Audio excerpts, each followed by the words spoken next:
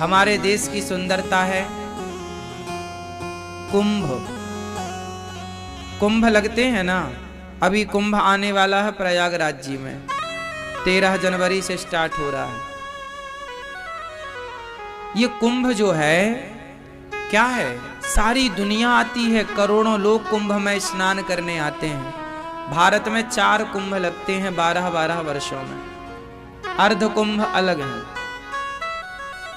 ये कुंभ में कौन जाता है बताइए? कुंभ में संत ना हो तो कुंभ कुंभ रहेगा? उत्तर दो। कुंभ किसके द्वारा है?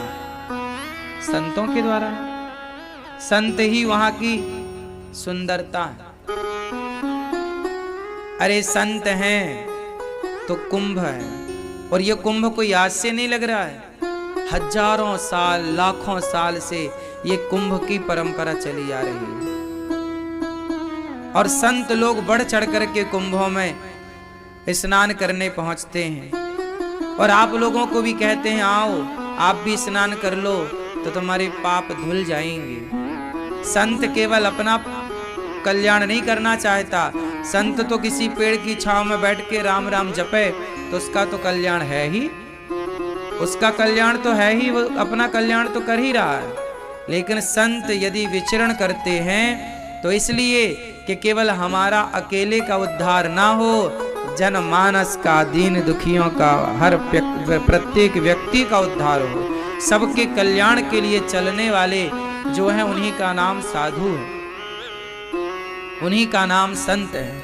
और ऐसे हमारे पूज्य महाराज श्री ददरुआ धाम वाले महाराज जी जो बड़े सरल, बड़े सहज, बड़े सच्चे संत हैं।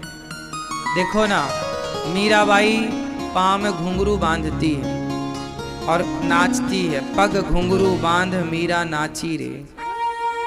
कहाँ नाची रे? वो तो गली गली हरि गुण गाने लगी।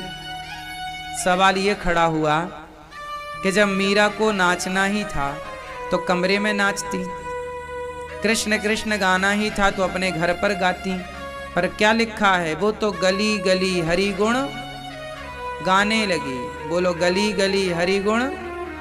अब ये सवाल आपसे है कि वो गली गली हरि गुण क्यों गा रही हैं? अपने घर पे ही हरि गुण गा लेती, क्यों गा रही हैं? अपने घर पर हरि का गुण गाती तो केवल मीरा का उद्धार होता, लेकिन वो गली गली जब जाके हरि का नाम गा रही हैं, गुणगान गा रही हैं प्रभु का, तो जो जो प्रभु का नाम सुनता है उनका भी उद्धार हो जाए, इसलिए मीरा गली गली हरि गुण गाने लगी।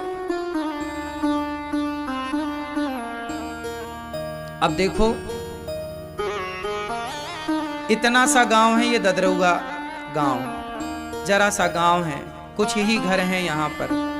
हमने दर्शन किए गांव का, परिक्रमा पूज्य महाराज जी के संग थोड़ी सी लगाई।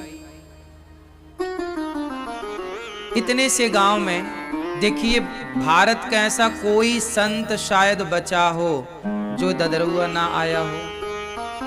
सभी संत यहाँ आए, सबकी पांव की धूल यहाँ पर पड़ी, हनुमान जी का दर्शन सबने किया। बताइए, आज ये पूज्य महाराज जी, ये संत यदि यहाँ पर ना होते तो क्या यहाँ पर इतने बड़े बड़े संतों का कभी आगमन होता? बताइए। तो एक संत के होने से पूरा क्षेत्र जागृति को प्राप्त करता है कि नहीं? पूरे क्षेत्र की जागृति होती है कि नहीं? इसलिए सदा संतों का आदर रखिएगा। संत हैं तो देखिए, संत हैं तो आज देखिए यहाँ भागवत की कथा हो रही है, कीर्तन हो रहा है, भंडारे हो रहे हैं। संत ना होते ये पेड़ की छांव में कहीं बैठ के सीताराम सीताराम जपेंगे तो इनका तो कल्याण हो ही जाना है। लेकिन आपको भी कथा मिले और आपका भी उद्धार हो तो ये संत समाज के उत्थान के लिए, कल्याण के लिए काम करते हैं। बोलिए संत भगवान की। आग लगी आकाश में बरस रहे अंगार, संत न होते जगत में तो जल जाता संसार। आग लगी आकाश में बरस रहे अंगार, और संत न होते जगत में तो जल जाता संसार। संत हैं तो सच्चाई है, संत हैं तो सादगी है, संत हैं तो भारत माता है। मुख्य यजमान बन के इस कथा में भैया श्री ब्रजेश उपाध्याय जी, परीक्षित बन के स्वर्गीय श्री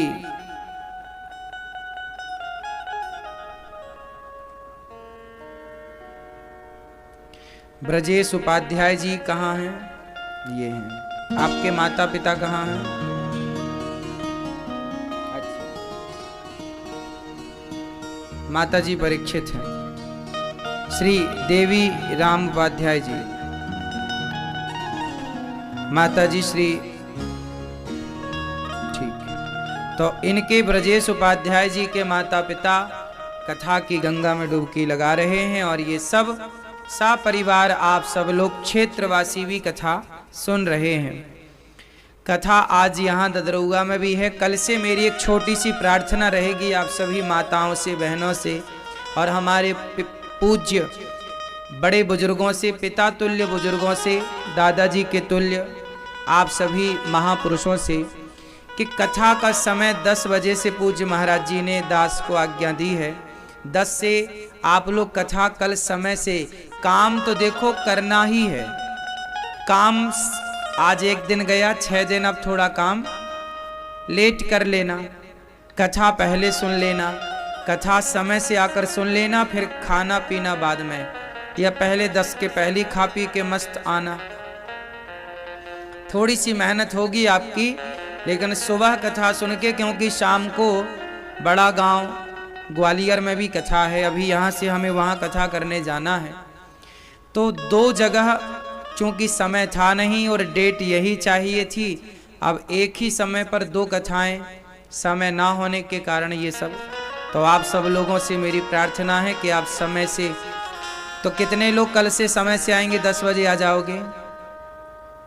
टाइम से आएंगे ना? मैया पीली मैया हाथ नहीं उठा रही हो मेरी माँ। 10 बजे तक सोती तो नहीं हो मेरी माँ? बोले महाराज हम 10 बजे तक तो सोते ही हैं। आप भगवान 10 बजे आओगे? चलो। और जो लोग टीवी पर सुन रहे हैं, आप भी ददरुआ धाम इस कथा में सम्मिलित होना है, श्री हनुमान जी का दर्शन, पूज्य महाराज जी का दर्शन करना है, तो आप सब भी सादर आमंत्रित हैं सुबह 10 बजे से 1 बजे। और यहाँ फिर अन्य सेवाएं पूज्य महाराज जी के द्वारा तो चल ही रही हैं। मैंने गौ माता का भी दर्शन दूर से किया। कल मैं गौ माता के पास जाकर के गौ माता का दर्शन करूंगा, और यहाँ के सभी, यहाँ बहुत अच्छी जगह है, सबका दर्शन ये दास कल करेगा। फिर आपको हम बताएंगे कि यहाँ पे क्या विशेषता है और क्या विविधता है यहाँ की। प्रिय भक्तों, भागवत जी में 18,000 श्लोक हैं, 335 अध्याय हैं, 12 स्कंद हैं, 12 स्कंद हैं, 6 अध्यायों में महिमा है। महिमा की शुरुआत भगवान व्यास जी करते हैं। सच्चिदानंद रूपाय विश्वोत्पत्त्यादि हेतवे तापत्रय विनाशाय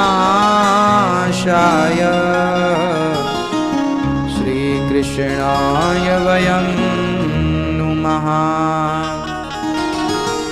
जो भगवान सत्य स्वरूप हैं, सच्चित आनंद, उस सत्य स्वरूप परमात्मा को हम बारंबार नमस्कार करते हैं। जो विश्व की उत्पत्ति, पालन, संहार करने वाले हैं, ऐसे भगवान को हम नमस्कार करते हैं। सारे दुखों का दूर करने वाले भगवान, तापत्रय विनाशाय। दुख कितने तरह के होते हैं? दुख कितने प्रकार के होते हैं? बोलो। अच्छा ये बताओ, आप सच्चे हो कि झूठे हो? दादाजी भैया आप बताओ, आप सच्चे हैं कि झूठे हैं? हाँ सच्चे? सच्चे। मैया आप सच्ची हो कि झूठी हो? पीली मैया आप सच्ची हो कि झूठी हो? जोर से। क्या है? सच्चे हैं?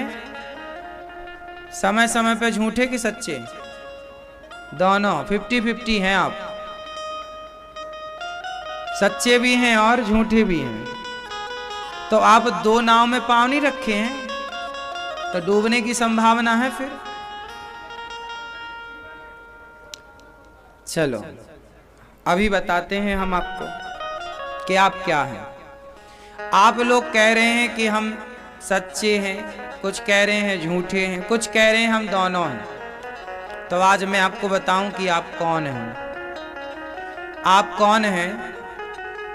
हम सब, ये संसार, हम सब झूठे हैं। हम सब कैसे हैं? झूठे। सच्चे कौन हैं? केवल भगवान। हम परिवर्तनशील हैं। सत्य की परिभाषा क्या है? जो बदल जाए वो सच है, या ना बदले वो सच है। सच जो है वो कभी नहीं बदलता। तो कभी कौन नहीं बदलता? भगवान कभी नहीं बदलते, और हम लोग बदल जाते हैं। हम जब पैदा भए तो छोटे से थे, जवानी आई बड़े, बुढ़ापा आई। आपके बचपन की फोटो अलग है, आज की फोटो अलग है। मतलब आप परिवर्तनशील हैं, और परिवर्तन जहां है वो झूठा है। इसलिए तो शंकर जी ने कहा कि सत हरि भजन जगत सब सपना, उमा कहाँ हूं मैं अनुभव अपना। सत हरि भजन जगत सब सपना, ब्रह्म सत्यम जगन मिथ्या। संसार झूठा है, हम सब झूठे हैं, क्योंकि हम परिवर्तनशील हैं। हमारे विचार भी रोज बदल रहे हैं, हमारा शरीर भी बदल गया, लड़कपन, जवानी, बुढ़ापा, और हम भी एक दिन पूरे पूरे बदल जाएंगे, राख में तब्दील हो जाएंगे। हाँ या ना? हो जाओगे कि नहीं? तो हम परिवर्तनशील हैं, ये संसार परिवर्तनशील है, इसलिए संसार झूठा है। संसार झूठा और भगवान सच्चे, इसलिए झूठे संसार में मन ना लगाओ, सच्चे भगवान में मन लगाओ, क्योंकि भगवान सच्चे। मन को क्यों भटकाना यहाँ वहां? इसलिए साधु लोग बढ़िया सच्चे भगवान में मन लगाते हैं, झूठे संसार में जरा भी मन नहीं है। हम आपसे भी यही कहेंगे कि हम भी जगत में मन ना लगाएं, जगन्नाथ में मन लगाएं। दुख कितने प्रकार के हैं? 3 प्रकार के, दैहिक, दैविक, भौतिक। कोई तन दुखी, कोई मन दुखी, कोई धन बिन रहत उदास। संसार का सबसे बड़ा दुख क्या है? मैया, चश्मा वाली मैया, सबसे बड़ा दुख क्या है ये बताओ। इस संसार का सबसे बड़ा दुख क्या है? आप बताओ। नहीं बताओगी मेरी माँ? अच्छा गूगल बाबा से पूछ के बताओगी? अच्छा भैया आप बताओ, इस संसार का सबसे बड़ा सुख क्या है?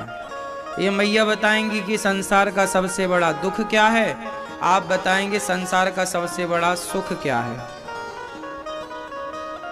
क्या मैया बताओ मेरी माँ, बताओ जल्दी, संसार का सबसे बड़ा दुख क्या है? भगवान को भूल जाना ही। भगवान को बोलो, भगवान को भूल जाना ही क्या है? दुख है। हम भगवान को भूल जाएं, यही सबसे बड़ा दुख है, और हम भगवान को सदा याद रखें, यही सबसे बड़ा सुख है। ईश्वर को विस्मरण कर लेना, भूल जाना।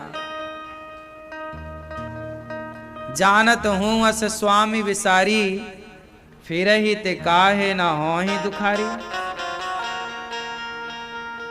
भगवान को भूल जाना ही जानत हूं अस स्वामी विसारी। अपने स्वामी अपने भगवान को भूल जाना, भूल गए तो दुख नहीं होगा। सीता मैया को दुख क्यों मिला? रावण चुरा के ले गया, क्योंकि सीता मैया राम को भूल गई।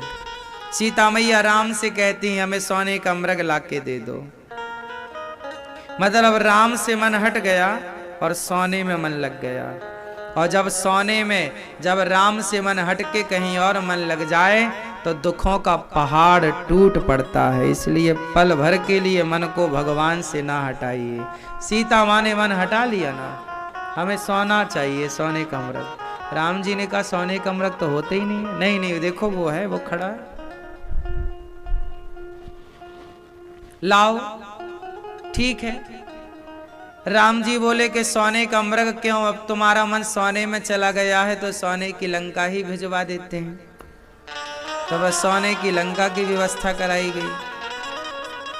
इसलिए सोना अनमोल नहीं है।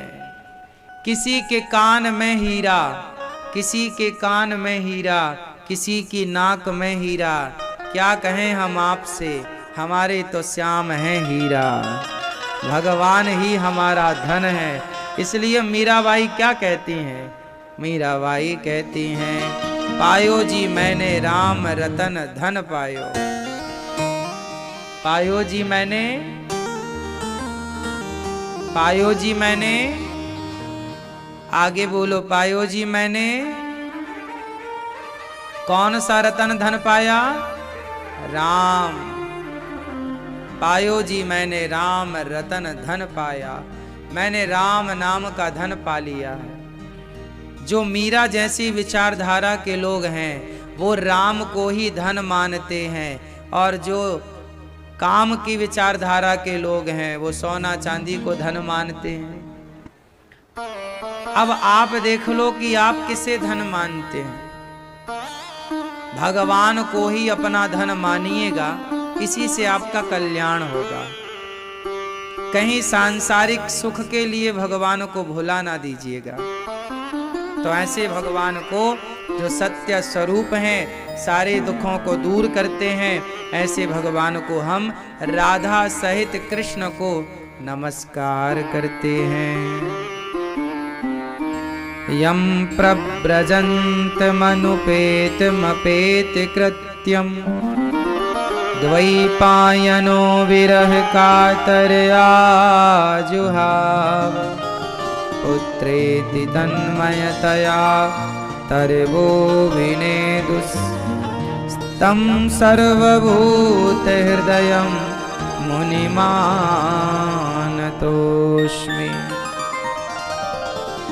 सुखदेव भगवान का प्राकट्य हुआ। जन्म लेते ही सुखदेव भगवान चल पड़े सन्यास लेने के लिए। सुखदेव भगवान को हम बारंबार नमस्कार करते हैं, जो जन्म लेते ही भगवत चिंतन की ओर 12 वर्षों तक अपने माँ के पेट में रहे, फिर जन्म लेते ही निकल पड़े। एक बार 88,000 ऋषियों के बीच में सूत जी आए। सबने खड़े होकर सम्मान किया।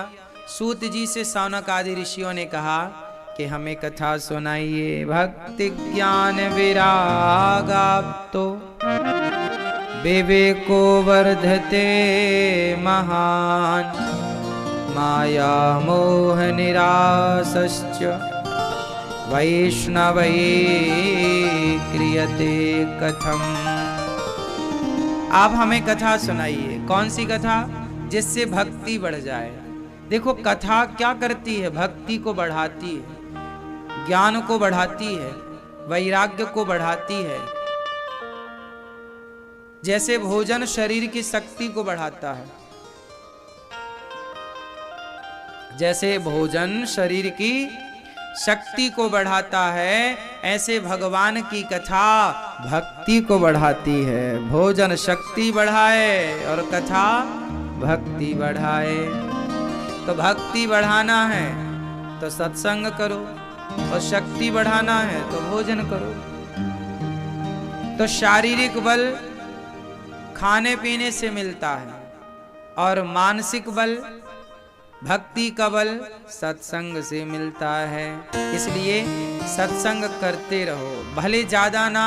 तुलसीदास जी गा रहे, एक घड़ी आधे घड़ी आधे की पुनियाद, तुलसी चर्चा राम की हरहि कोटि अपराध। ज्यादा नहीं, थोड़ी सी कथा सुनो। जैसे थोड़ा सा जहर ही व्यक्ति को मार देता है, ऐसे थोड़ी सी कथा ही व्यक्ति को तार देती है। सत्संग का भी अपना प्रभाव है, जैसे जहर का अपना प्रभाव। जहर हमें मार देता है और भगवान की कथा हमें तार देती है। इसलिए थोड़ी थोड़ी कथाएं यदि हम नित्य सुनने लग जाएं तो हमारा जीवन परिवर्तन की ओर आएगा, एक खुशहाल जीवन होगा। अच्छा ये बताओ, खुशहाल जीवन के लिए क्या होना चाहिए? घर में, परिवार में खुशहाली के लिए क्या चाहिए? पैसा चाहिए, प्रेम चाहिए, संतोष चाहिए, या फिर सरलता चाहिए? बताओ, एक खुशहाल जीवन के लिए क्या चाहिए? आज लोग कहते हैं पैसा आ जाएगा तो खुशियां आ जाएंगी। यदि पैसों से खुशियां आती तो हर पैसे वाला खुश नजर आता। बोलो, पैसे से खुशियां आती तो सारे पैसे वाले फिर खुश होते, सदा आपको मुस्कुराते हुए मिलते। लेकिन वही बंदरों की तरह मुंह बनाए बैठे रहते हैं। हंसने मुस्कुराने का पता ही नहीं कहां गई हंसी। जीवन में खुशमय जीवन जीने के लिए क्या चाहिए? खुशमय आनंदमय जीवन जीने के लिए हमें क्या चाहिए? उसके लिए हमें समझना पड़ेगा। हमारे जीवन में जो ईश्वर ने दे रखा है, यदि हम उतने में संतुष्ट हो जाएं, तो जिनके जीवन में संतुष्टि है वो सबसे ज्यादा खुश हैं, और जिनके जीवन में संतुष्टि नहीं आई तो चाहे घर सोने का ही क्यों ना हो वो परेशान है।